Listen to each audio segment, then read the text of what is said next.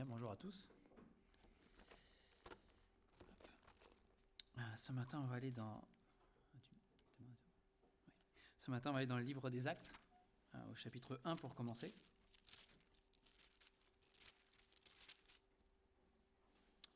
Actes, chapitre 1.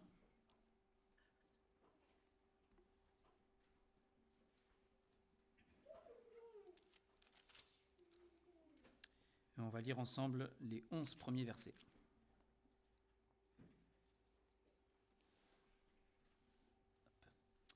Donc, acte 1, à partir du verset 1. Théophile, j'ai parlé dans mon premier livre de tout ce que Jésus a commencé de faire et d'enseigner dès le commencement, jusqu'au jour où il fut enlevé au ciel, après avoir donné ses ordres par le Saint-Esprit aux apôtres qu'il avait choisis. Après qu'il eut souffert, il leur apparut vivant et leur en donna plusieurs preuves, se montrant à eux pendant 40 jours et parlant des choses qui concernent le royaume de Dieu. Comme il se trouvait avec eux, il leur recommanda de ne pas s'éloigner de Jérusalem, mais d'attendre ce que le Père avait promis, ce que je vous ai annoncé, leur dit-il. Car Jean a baptisé d'eau, mais vous, dans peu de jours, vous serez baptisés du Saint-Esprit. Alors les apôtres réunis lui demandèrent : « Seigneur, est-ce en ce temps que tu rétabliras le royaume d'Israël ?» Il leur répondit : « Ce n'est pas à vous de connaître les temps ou les moments que le Père a fixés de sa propre autorité. Mais vous recevrez une puissance, le Saint-Esprit survenant sur vous, et vous serez mes témoins à Jérusalem, dans toute la Judée, dans la Samarie et jusqu'aux extrémités de la terre. » Après avoir dit cela, il fut élevé pendant qu'ils le regardaient, et une nuée le déroba à leurs yeux. Et comme ils avaient le regard fixé vers le ciel pendant qu'ils s'en allaient, voici 2 hommes vêtus de blanc leur apparurent et dirent : « Hommes galiléens, pourquoi vous arrêtez-vous à regarder au ciel ? Ce Jésus, qui a été enlevé au ciel du milieu de vous, viendra de la même manière que vous l'avez vu allant au ciel. » On va s'arrêter là ce matin. Donc l'apôtre Paul, Luc, qui est l'auteur, je pensais à Paul déjà là-bas, j'étais trop loin. Luc, qui est celui qui a écrit l'évangile de Luc et qui continue la suite de l'histoire dans le livre des Actes, Luc nous rapporte ce qui s'est passé après que le Seigneur ait été ressuscité. D'accord ? Donc il est ressuscité, il dit ici, il est apparu vivant après la résurrection. Pendant 40 jours, il est apparu vivant là aux disciples, et à d'autres personnes même, il est dit, et il a parlé, il a enseigné, il a fait beaucoup de choses. Et puis au bout de 40 jours, c'est ce qu'on vient de voir ici, au bout de 40 jours, il a été enlevé au ciel. Il est monté. Il a été pris, il a disparu, il le regardait monter comme ça, et il a disparu dans le ciel.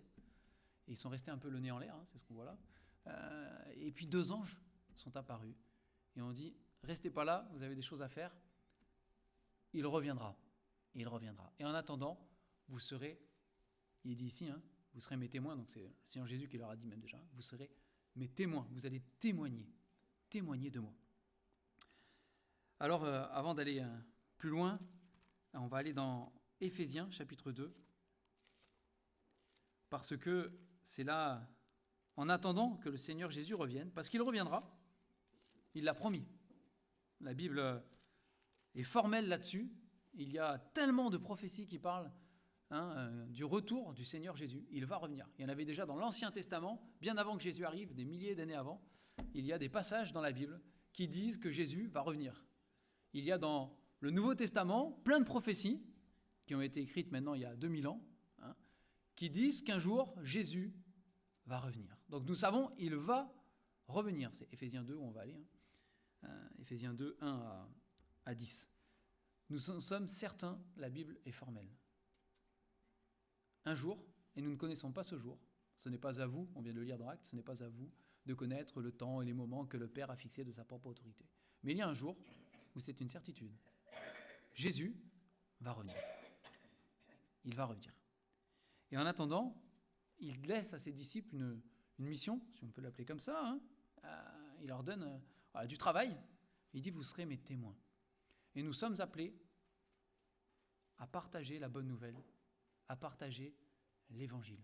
Et ce matin, je veux saisir cette occasion pour qu'on se remémore ensemble. On l'a fait déjà avec le repas du Seigneur tout à l'heure. Mais je veux qu'on se remémore l'espérance que nous avons en Jésus-Christ, la bonne nouvelle de Jésus-Christ.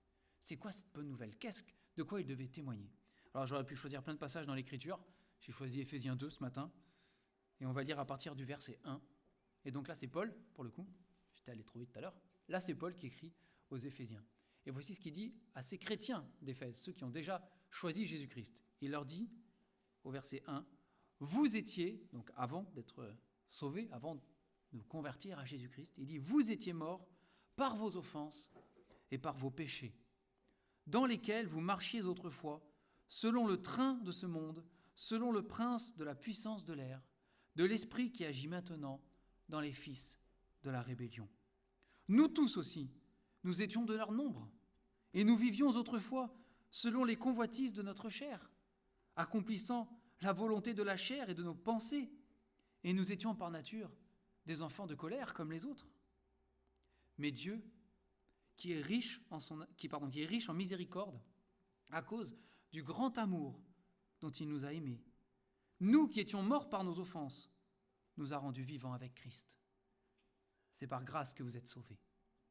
Il nous a ressuscités ensemble et nous a fait asseoir ensemble dans les lieux célestes en Jésus-Christ, afin de montrer dans les siècles à venir l'infinie richesse de sa grâce par sa bonté envers nous en Jésus-Christ. Verset 8. Car c'est par la grâce que vous êtes sauvés, par le moyen de la foi. Cela ne vient pas de vous, c'est le don de Dieu. Ce n'est pas par les œuvres, afin que personne ne se glorifie. Car nous sommes son ouvrage, ayant été créés en Jésus-Christ pour de bonnes œuvres, que Dieu a préparées d'avance, afin que nous les pratiquions. Paul rappelle ici ce dont nous sommes témoins et ce que, encore ce matin, nous voulons proclamer et ce dont nous voulons être encore témoins auprès de vous. C'est que, comme il est écrit ici, et comme ailleurs le dit la parole de Dieu, avant de connaître Jésus-Christ, ou si vous ne connaissez pas encore Jésus-Christ comme votre sauveur personnel, je ne parle pas de juste croire en un Dieu ou une entité, ou etc., mais il est réellement votre sauveur personnel. Si ce n'est pas le cas, alors vous êtes morts, comme dit le premier verset d'Éphésiens 2, vous êtes morts par vos offenses et par vos péchés. Et nous aussi, nous tous, comme dit Paul ici, nous tous, c'est ce que nous étions. Par nature, il dit, nous sommes des enfants de colère. Et c'est ce que la parole de Dieu nous révèle. C'est par nature, par défaut, quand nous naissons sur cette terre et que nous commençons à grandir, nous sommes des pécheurs. C'est ce que dit la Bible. Nous le sommes. Et tous, nous avons commis des péchés. Alors des péchés, c'est un grand mot peut-être. C'est tout ce que j'ai pu dire, tout ce que j'ai pu penser, tout ce que j'ai pu faire qui était contraire à la sainteté et la perfection de Dieu. Rémi parlait ce matin, personne n'a tué, personne n'a volé. On n'en est pas sûr. Mais en acte peut-être, mais en pensée. En pensée, là, c'est raté. C'est le Seigneur Jésus, quand il est venu sur la terre, est venu pour révéler aussi, il est venu pour sauver les hommes, mais il est venu aussi pour révéler toute la profondeur et la dimension de la loi qui condamne le péché. Et il a dit à ceux qui l'entouraient, quand dans vos pensées, vous avez eu de la haine au moins une fois pour quelqu'un, vous êtes un meurtrier. Vous êtes un meurtrier. Si dans vos pensées, vous avez convoité la femme ou l'homme de quelqu'un, juste dans vos pensées, vous êtes déjà adultère. Si vous avez convoité le bien de quelqu'un, vous êtes un voleur. Le Seigneur Jésus est allé plus loin que dans les actes. Il est allé dans les cœurs et dans les pensées. Parce que le Dieu Tout-Puissant, celui qui nous a créés, il voit tout. Il sait tout. La Bible dit, il n'y a rien de caché. Devant Dieu, tout est nu et découvert aux yeux de celui à qui nous devons un jour rendre des comptes. Et c'est pour cela que la parole de Dieu, et si nous sommes un minimum honnêtes avec nous-mêmes, nous le savons pour nous-mêmes, elle déclare, nous sommes des pécheurs. Nous avons tous des choses à nous reprocher. Et si le Seigneur Jésus revenait maintenant, tout de suite, et que nous devions comparaître devant lui, qui pourrait dire, moi Seigneur, je suis parfait. Alors là, Seigneur, tu peux regarder toute ma vie. Les moindres pensées de mon cœur, on peut tout afficher là, j'ai rien à cacher. Moi, je ne le voudrais pas. Je ne sais pas vous, mais moi, je ne le voudrais pas. Non, je suis un pécheur, Seigneur. Et j'en suis conscient. J'en suis conscient. Et c'est ce que la parole de Dieu nous dit. Et c'est pour ça qu'il dit, vous étiez morts par vos offenses et par vos péchés. À cause de ces péchés, je mérite la condamnation de Dieu. C'est ce que la Bible dit. Dieu est juste, parfait et saint. Et il condamne le péché. Et parce que je suis un pécheur, je suis condamnable. Et si je suis honnête, je dirais, Seigneur, non. Je ne mérite pas. Je ne mérite pas d'être sauvé. Je mérite la condamnation, c'est vrai, pour tout le mal que j'ai pu faire. Et c'est là qu'est la bonne nouvelle de Jésus-Christ. Hein. C'est que le Seigneur Jésus a dit, oui, Jésus n'a pas dit, non, c'est pas grave. Allez, bon, allez, on passe l'éponge et puis on passe à autre chose. Pas du tout. Pas du tout. La Bible déclare, Dieu ne tient pas le coupable pour innocent. C'est pas possible. Il est juste. Mais le Seigneur Jésus a dit, moi je vous aime. C'est ce qui est écrit là. Hein. Mais Dieu qui est riche, c'est dit d'une autre manière. Mais Dieu qui est riche, verset 4, mais Dieu qui est riche en miséricorde à cause du grand amour dont il nous a aimés. Et ça, c'est ce que proclame la parole de Dieu. Dieu dit, oui, tu es un pécheur. Oui, je dois te condamner. Tu dois être séparé de moi pour l'éternité. C'est la condamnation. Mais je t'aime. Je t'aime d'un amour que tu ne peux pas imaginer. On ne parle pas de l'amour des hommes, là. On parle de l'amour de Dieu. On n'a pas le temps ce matin. Vous lirez 1 Corinthiens 13, et il y a d'autres passages. Mais la Bible nous parle de cet amour qui dépasse toute chose inimaginable, inconnue sur la terre. Il dit, moi je t'aime d'un amour inimaginable. Et je ne vais pas te laisser mourir comme ça. C'est pas possible. J'ai une solution. Et la solution, c'est le Seigneur Jésus-Christ. Il est venu sur la terre et il est mort sur cette croix pour payer pour tes péchés, pour les miens. C'est ce qu'il a voulu. Personne ne l'a obligé. Il a dit, moi j'y viens. Je prends tes péchés. Tout ce qui te condamne, je le prends sur moi et je prends la condamnation avec. Et c'est pour ça que Jésus est mort sur la croix. C'est pas pour une autre raison. C'est parce qu'il nous aimait tellement, dit la parole, qu'il a donné sa vie. Il a dit, je prends tes péchés, je les prends sur moi. Il a dit au Père, frappe-moi à sa place. Et c'est ce qu'il a fait. Et la Bible dit qu'il est mort pour tous les hommes. Il a porté le péché de tous les hommes. Il n'a pas oublié quelqu'un dans une génération perdue quelque part, en plein milieu de je ne sais pas où, qui habite nulle part. Non, pour tous les hommes de tous les temps. D'Adam et Ève jusqu'à la fin du monde. Tous les hommes. Il a pris tous les péchés. Il a dit, je paye. Et il a été frappé, sans exception. Maintenant, on a le verset 8. Donc oui, c'est par la grâce que nous sommes sauvés. On ne le mérite pas. Il n'a pas dit, lui, il est quand même pas plus mal que les autres. Allez, lui, je vais mourir pour lui, on va le sauver. Pas du tout. Il a dit, c'est tous des pécheurs. Chacun son échelle peut-être. Hein. Si on veut mettre des échelles, ça c'est les hommes. Mais ils sont tous coupables, sans exception. Il n'y en a pas un qui est parfait. Mais je meurs pour tous. Ça, c'est la grâce de Dieu. On ne méritait pas d'être sauvé. Mais au verset 8, il dit, c'est par la grâce que vous êtes sauvés, par le moyen de la foi. Par le moyen de la foi. La manière pour nous, pécheurs, d'obtenir le salut et le pardon, c'est par la foi. Il nous est donné gratuitement par Dieu. Gratuitement entre guillemets, hein, pour nous, parce que ça a coûté la vie du Seigneur Jésus. Mais il a payé, ça nous est offert sur un plateau. Et nous devons répondre à cet appel.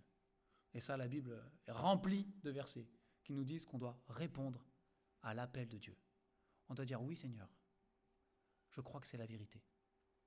Je crois que tu as vraiment donné ta vie pour moi personnellement. Tu as payé pour mes péchés. Je te demande pardon. J'y crois de tout mon cœur et je te demande de me sauver. Et la Bible dit que quand on fait cela, c'est la Bible j'avais oublié, c'est la Bible qui le déclare. Elle dit, à ce moment-là, Dieu pardonne nos péchés. Il pardonne. Plus grand encore, la Bible dit qu'il les oublie. Nous, on ne les oublie pas. On n'a pas cette capacité de faire reset dans le cerveau.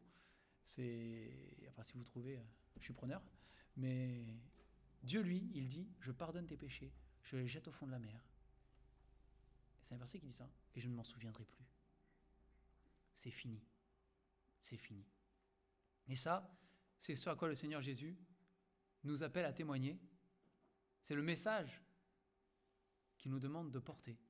C'est que qui que vous soyez ce matin encore, peu importe votre passé, peu importe d'où vous venez, peu importe ces choses-là, ce matin, là maintenant, tout de suite, vous pouvez avoir l'assurance que vos péchés sont pardonnés et devenir enfant de Dieu. C'est ce que dit la Bible. Il suffit de croire. Simplement de croire que c'est la vérité de tout votre cœur, avec conviction, et de demander pardon au Seigneur. C'est le plus beau message qui soit. Et c'est la plus belle décision qu'on puisse prendre dans notre vie. Personne n'a regretté une décision pareille, une fois qu'il l'a prise. Ça n'a pas toujours peut-être été facile après, mais regretter cette décision, jamais. Jamais. Parce qu'on obtient le pardon des péchés. Et une place, effectivement, au ciel qui nous est préparée. Et le Seigneur dit qu'il va revenir. Et qu'il va revenir un jour chercher, une première fois, ceux qui lui appartiennent. Après, il reviendra une seconde fois pour juger le monde. Ça, c'est autre chose. Mais bientôt, parce que la Bible dit bientôt, depuis 2000 ans, il dit bientôt. Mais c'est bientôt. Et plus ça avance, plus c'est forcément bientôt, du coup. Le Seigneur dit qu'il va revenir nous chercher. Il va nous prendre avec lui. C'est une espérance que nous avons quand nous connaissons Jésus-Christ et que le monde n'a pas. Et on va aller dans 1 Thessaloniciens chapitre 4, qui nous parle de ce jour-là. Pas dans tous les détails qu'on pourrait avoir, mais il brosse un tableau. Dans 1 Thessaloniciens chapitre 4, à partir du verset 13. Il semblerait donc c'est l'apôtre Paul aussi qui écrit aux Thessaloniciens ici, et il semblerait dans ce contexte que les Thessaloniciens étaient inquiets parce que il y en avait qui étaient morts, des chrétiens ici, dans le contexte, qui étaient morts, et ils se disaient, mais eux, ils sont déjà réunis avec le Seigneur, nous pas encore, comment ça se passe, pourquoi eux avant nous, et nous, etc. Et voilà, ils avaient des questions par rapport à ça, au fait qu'il y avait des chrétiens qui mouraient, et toutes ces choses-là. Et le Seigneur a dit qu'il revenait bientôt, eux, ils sont morts, et le Seigneur n'est toujours pas revenu, comment ça va se passer, voilà. Alors, je ne sais pas si Paul les éclaire à 100%, mais il brosse un tableau, on va le lire ensemble. 1 Thessaloniciens 4, à partir du verset 13, Paul dit « Nous ne voulons pas, frères, que vous soyez dans l'ignorance au sujet de ceux qui sont décédés, afin que vous ne vous affligiez pas comme les autres qui n'ont point d'espérance. Car si nous croyons que Jésus est mort et qu'il est ressuscité, croyons aussi que Dieu ramènera par Jésus et avec lui ceux qui sont décédés. » On s'arrête là pour l'instant sur ces deux versets. Paul, il leur dit, nous qui croyons en Jésus-Christ, qui connaissons Jésus-Christ comme notre Sauveur, en attendant que le Seigneur revienne, nous ne pouvons pas vivre comme les autres. Nous ne pouvons pas vivre comme ceux du monde, qui pensent qu'après la mort, il n'y a plus rien. C'est pas possible. Parce que nous avons une espérance. Nous avons une espérance que ces gens n'ont pas. Et qui fait toute la différence. C'est que nous savons. Parce que Jésus-Christ est ressuscité des morts, nous savons qu'un jour, tous ceux qui nous ont précédés et qui sont morts avant nous, dans le Seigneur, nous les retrouverons. Et ça, personne dans le monde peut en dire autant. Nous le savons. Peut-être le temps nous paraît long sur la terre, mais un jour, ça n'aura plus de valeur tout ça. Dans l'éternité, le temps disparaîtra. Mais c'est l'espérance que nous avons.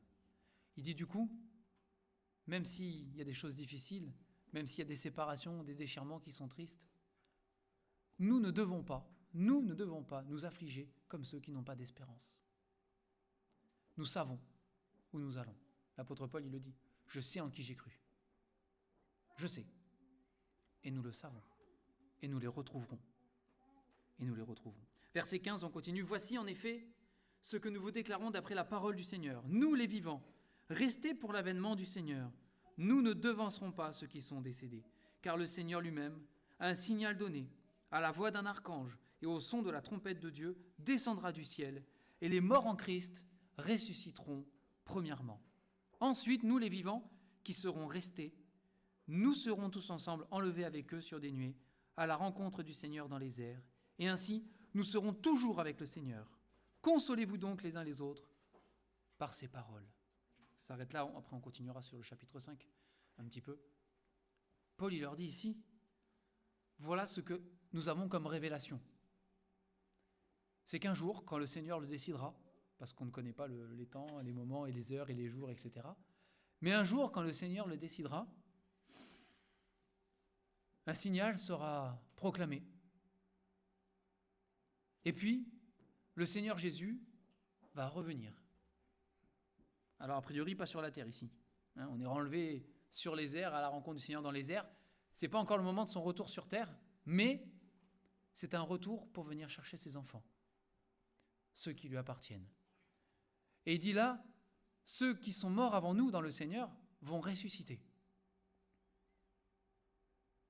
Ça nous semble bizarre peut-être, mais c'est la réalité. C'est ce qui va un jour se passer pour de vrai. Vous savez, quand le Seigneur Jésus est mort sur la croix, déjà, il y a des tombes qui se sont ouvertes, nous dit l'Évangile. Et des morts sont sortis des tombes. Ils sont ressuscités. Le Seigneur Jésus lui-même a opéré des résurrections. Des prophètes avant ont opéré parfois, certains, des résurrections aussi. C'est des choses qui sont déjà arrivées dans l'histoire de l'humanité, mais pas de cette ampleur-là. Tous ceux qui appartiennent à Jésus-Christ, qui ont fait cet acte de foi dont on a parlé juste avant, qui appartiennent réellement à Jésus-Christ, pour qui il est vraiment un sauveur personnel. Peu importe, alors là, l'église qu'ils ont fréquentée, la dénomination et toutes ces choses-là, alors là, ça n'existe plus. Tous ceux qui ont réellement placé leur foi dans le sacrifice de Jésus-Christ vont ressusciter ce jour-là. Et avec ceux qui sont chrétiens vivant à ce moment-là, qui ont réellement accepté le Seigneur aussi, eh bien, ils seront enlevés. On va disparaître de la terre. On va être enlevés et rencontrer le Seigneur. Et il dit, ainsi nous serons, vers la fin du verset 17, ainsi nous serons toujours avec le Seigneur.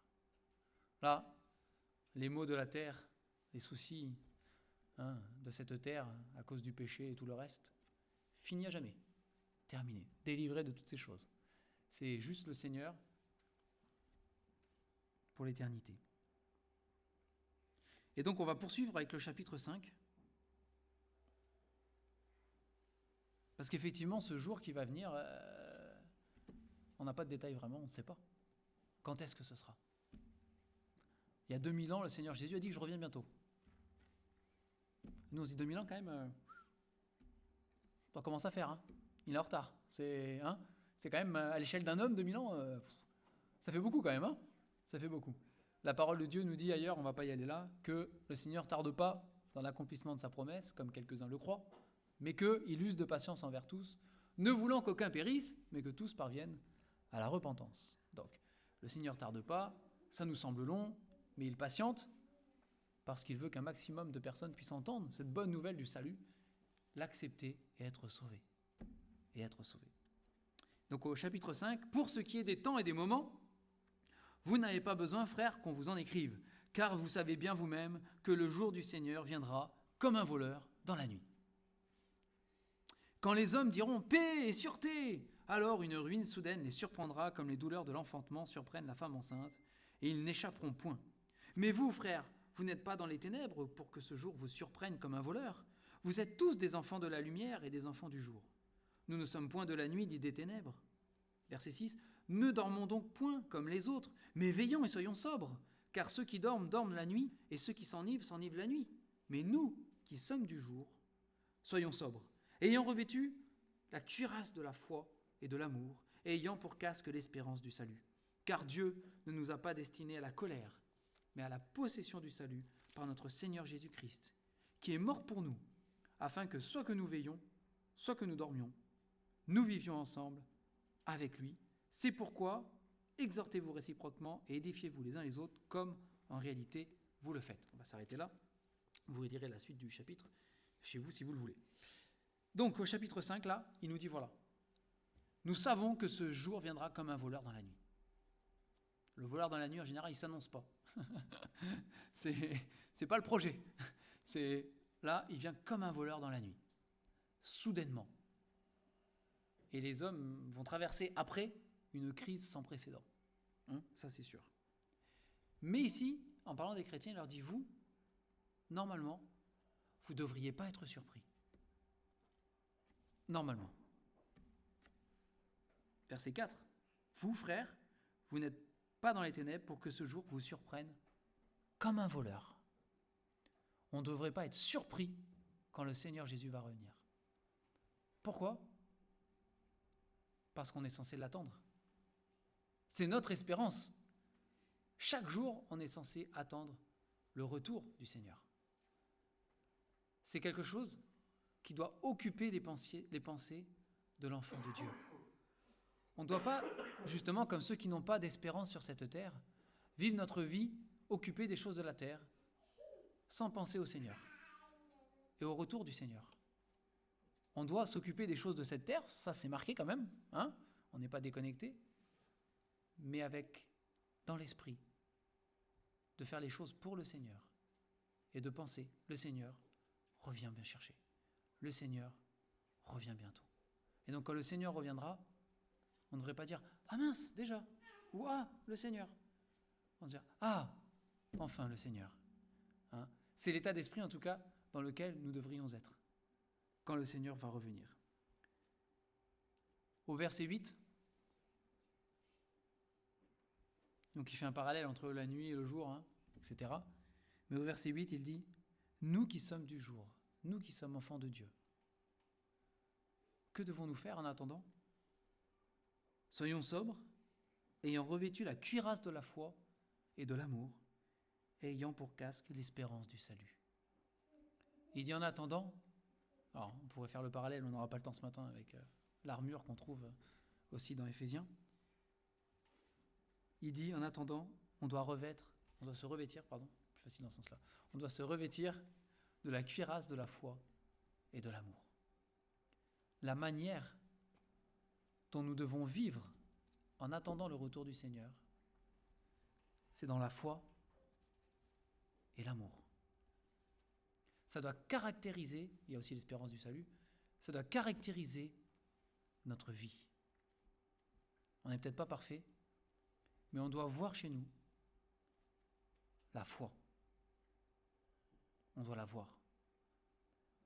Et quand on voit la foi, comme dit Jacques, c'est pas juste des paroles. Hein? Une foi, elle agit. Une foi, une vraie foi en Jésus-Christ, elle se voit. Ceux qui vivent autour de nous doivent la voir. Il y a une différence dans notre manière de nous comporter dans les situations difficiles. Par exemple, c'est quand tout le monde n'a plus d'espoir autour de nous, c'est différent. Nous avons la foi. Ça veut dire que nous ne marchons pas, dans notre vie chrétienne, nous ne marchons pas avec nos yeux, par la vue, par ce que nous voyons. C'est pas ça qui compte. Ce qui compte, c'est pas ce que je vois avec mes yeux. Ce qui compte, c'est la confiance que je place en Dieu. Il y a plein d'exemples dans la Bible. On a le peuple d'Israël qui se retrouve devant la mer Rouge, avec l'armée de Pharaon derrière, sans issue. Par la vue, nous allons mourir. Eh bien, ils ont raison, on va mourir. Par la vue, on va mourir. Par la foi, Dieu ouvre la mer Rouge, il traverse. C'est pas la même. On a un géant sur un champ de bataille qui s'appelle Goliath, qui est immense, un vrai guerrier. Et on a une armée entière en face qui tremble. Il a défié l'armée, envoyez-moi un champion. Personne ne va y aller. Hein. Par la vue, c'est de la folie. C'est impossible. Il y en a un qui s'avance. Il n'était pas plus costaud que d'autres. Hein. Il n'était pas non plus fluet et maigre comme on peut l'imaginer. C'était quand même un homme. Mais c'était pas, il ne mesurait pas 4 têtes de plus que tout le monde, était 3 fois plus large, pas du tout. Mais il marche par la foi. Là, on voit la foi. Alors, la foi de David, là, contre Goliath, on la voit. Alors là, franchement, voilà. Mais ça, c'est la différence. Pas par la vue, pas par les circonstances. Si on marche par la vue, on ne fera rien. Jamais. Parce que l'ennemi de Dieu, lui, il saura nous mettre devant les yeux tout ce qui sera obstacle à marcher par la foi. Il le fera. Et il sait y faire. Et on verra, dira, ah bah là on peut pas, c'est pas possible. Ah bah là, non c'est pas, on peut pas. Ah bah là, impossible. Alors là vraiment, par la foi. On revêt la cuirasse de la foi. Et on marche par la foi. Après ce que Dieu va faire, ça appartient à lui. Hein. Il le fera. Ça ne veut pas dire qu'on est prophète et qu'on devine tout ce qui se passe. On fait juste confiance à Dieu. Dieu va le faire. Dieu va le faire. Et je ne pense pas, j'en suis même convaincu, que personne ait été déçu dans son attente quand il a placé sa foi en Jésus-Christ. Je ne pense pas. Personnellement, j'ai jamais été déçu quand j'ai placé ma foi en Christ. Quand j'ai placé ma foi dans les hommes ou en moi-même, alors là, oui, on est bien d'accord. Mais quand j'ai placé ma foi en Christ, je n'ai jamais été déçu. Jamais. Jamais. Par la foi, la cuirasse de la foi et de l'amour. Il dit aussi. Le Seigneur a dit à ceux-ci, tous reconnaîtront que vous êtes mes disciples si vous avez de l'amour les uns pour les autres. Et en attendant, on doit manifester cela. La foi et l'amour. Et encore une fois, Jacques encore nous le dit, c'est pas juste des paroles. C'est dans les actes. C'est dans le concret. Et la Bible nous dit qu'on devrait être prêt à donner notre vie pour les frères, s'il le fallait. C'est la parole de Dieu qui le dit. C'est fort. Hein, mais c'est là qu'est notre témoignage. Quand le Seigneur dit qu'on sera ses témoins, c'est pas juste en parlant de l'évangile, ça en fait partie. Et c'est extrêmement important. Et à honorer. Mais c'est pas que ça. C'est par ma vie, par mes choix, par ma manière de fonctionner, par la foi et dans l'amour. Et dans l'amour. Ça, c'est fort. Et si nous arrivons à vivre cela, alors, oui, le Seigneur pourra se servir de nous. Le Seigneur se glorifiera à travers nous. Ce n'est pas nous qui serons glorifiés, c'est lui, mais il se glorifiera à travers nous. Et oui, des âmes seront attirées. Parce que on ne vit pas comme le monde. Là, il y a quelque chose qu'ailleurs on ne trouve pas. Ces gens ont quelque chose que je n'ai jamais vu dans tout ce que j'ai pu croiser autour. Et c'est pas qu'ils sont parfaits ou qu'ils sont tous plus gentils les uns que les autres. C'est ils ont dans leur manière de vivre quelque chose qui me dépasse et que je ne connais pas. Parce que, comme dit la parole, ceux du monde, ils sont sans espérance et sans Dieu. Je ne parle pas de religion là. Ils ne connaissent pas Jésus-Christ personnellement. Leur vie n'a pas été changée. Et ils sont perdus. Et parfois, ils ne le savent même pas. Souvent, ils ne le savent même pas. Ils n'en ont même pas conscience. Mais à nous, par notre manière de vivre, de leur montrer ce qu'est réellement que d'appartenir au Seigneur Jésus.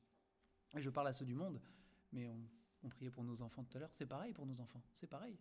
Le témoignage de vie que nous avons à leur apporter, c'est montrons-leur ce que c'est que de vivre par la foi. Et dans l'amour, bien sûr. Montrons-leur ça. C'est quoi la foi ? C'est pas toujours facile quand les enfants ils nous disent c'est quoi la foi ? On essaye de définir le truc, bon, c'est pas toujours simple non plus. Et c'est vrai que c'est pas simple avec des mots. Mais quand on en a l'expérience, c'est important de pouvoir aussi leur dire regarde, la foi c'est ça. Et c'est pas juste bien pour Noé, c'est pas juste bien pour Moïse, c'est pas juste bien, c'est pour David, c'est pour nous aussi, on l'a vécu. Voilà ce que c'est que la foi. C'est important. En tout cas, en attendant que le Seigneur revienne, nous qui sommes du jour, c'est la manière dont nous devons vivre. Et par-dessus tout, on a pour casque, l'espérance du salut. Parce que les jours mauvais ne tarderont pas et ne manqueront pas de venir. Parce que ce n'est pas pour autant que la vie sera facile. Mais s'il y a des moments chaotiques, il y a une chose que l'ennemi de Dieu ne pourra jamais nous enlever. Malheureusement, parfois, il nous vole notre joie ou notre paix, c'est vrai. Mais il y a une chose qu'il ne pourra jamais nous enlever, c'est l'espérance de notre salut. C'est impossible. Nous l'avons lu dans Romains 8 tout à l'heure. C'est la fin du chapitre 8. On va le relire ensemble pour conclure. Je vois le temps qui passe. Mais Romains 8, 38, il le dit. Car j'ai l'assurance, car j'ai l'assurance que ni la mort, ni la vie, ni les anges, ni les dominations, ni les choses présentes, ni les choses à venir, ni les puissances, ni la hauteur, ni la profondeur, ni aucune autre créature ne pourra nous séparer de l'amour de Dieu manifesté en Jésus-Christ notre Seigneur. Paul dit ça, j'en suis convaincu. Et alors, Paul, il en a vécu des choses pas marrantes. Il a été lapidé une fois, sans parler de toutes les autres persécutions qu'il a pu subir. Il n'a pas eu une vie tranquille et facile. C'est au contraire, sans compter de tous les soucis que toutes les églises lui affligent. lui infliger, pardon. Il avait une vie extrêmement difficile. Mais Paul, il pouvait dire, il y a une chose, que l'ennemi de Dieu ne m'enlèvera jamais. Je sais à qui j'appartiens. Je sais en qui j'ai cru. Je sais quelle est ma destinée. Je serai un jour avec Jésus-Christ. Il a pardonné mes péchés. Ce salut-là, il m'est acquis par Christ. Et l'ennemi de Dieu pourra faire tout ce qu'il veut pour me décourager, pour me faire abandonner, pour me déstabiliser. Il pourra faire ce qu'il veut. Mais ça, là, il ne pourra jamais y toucher. C'est impossible. Et ça, la Bible, elle est claire là-dessus. Il y a d'autres passages. Nous savons qu'une fois que nous avons cru en Jésus-Christ pour notre salut nous est acquis pour l'éternité. Et c'est pour ça qu'il dit, on prend par-dessus le casque là, le casque de l'espérance du salut. Et c'est ce qui nous permet, dans ce monde aussi, de témoigner. De dire, oui, c'est vrai. Il y a des moments où, même devant le monde, on est triste, on est abattu, on est découragé, ça va pas. Mais on peut dire, oui, c'est vrai. Mais il y a une chose qui ne change pas. Jésus est mon sauveur. Ok, le reste, c'est un peu le chaos. Mais ça, je peux te dire une chose, c'est que par contre, ma foi en Jésus-Christ, pour mon salut, elle ne change pas. Elle demeurera toujours la même. Peu importe autour, même si ma vie s'écroule, ça ne bougera pas. Et ça aussi, c'est un témoignage qui est puissant. Parce que dans ce monde, il n'y a rien qui dure. Il n'y a rien qui dure. C'est rien. Sauf le salut en Jésus-Christ. Et ça, c'est quelque chose de grand. On va prier pour terminer.